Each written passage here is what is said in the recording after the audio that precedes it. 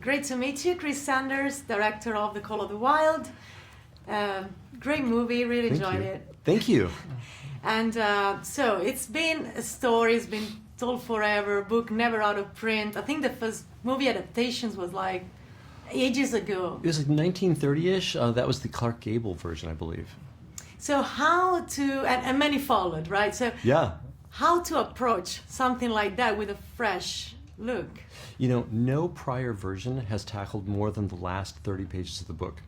And one of the things that we wanted to do was do the entire story from page one to the very, very end. It's really the best way and the only way to tell it fully, because this story is about the journey of a dog from this house that he was very happy in to being unwillingly taken away from that situation and taken into another situation where he was, you know, way in over his head and forced to evolve and to adapt and to learn and to grow. So doing a CG dog was the thing, that was the key to being able to tell that story. Was it always CGI, or at some point you decided at some point, or? No, that was the audacious plan. That was what was pitched to me.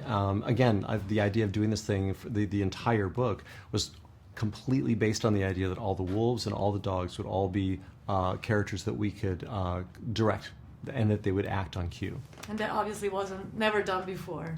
Never done before. So it was pretty intimidating thinking about, you know, accomplishing this, but everybody I worked with was, you know, they were like, don't worry, we were up to the task, we can get this done. I'm like, okay. So my job was just to work on the story and tell the story, and the technology would come through. So there was a former Cirque du Soleil performer that was playing Buck the dog, right? Yeah.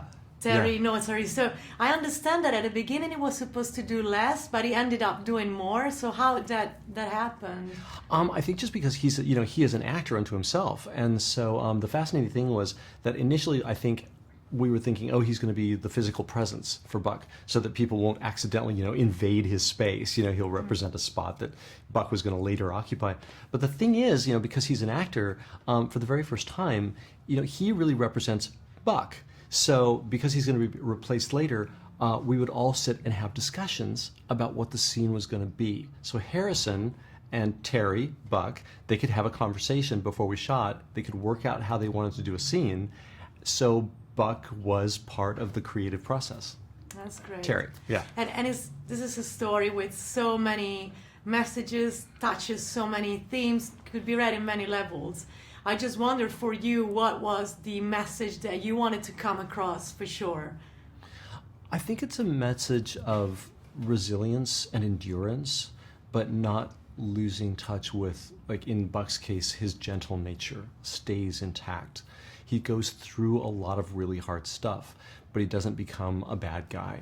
He grows and he gets stronger, but he never becomes like a mean guy, you know? So he has a really strong character. And for you as a director, what was the journey to get in touch with your strengths? I think for me, you know, there was you could say there was a bit of a parallel, because I was jumping into a situation where I was definitely in over my head and just had to learn the craft as I went. Yeah. So that was it. Yeah. Great.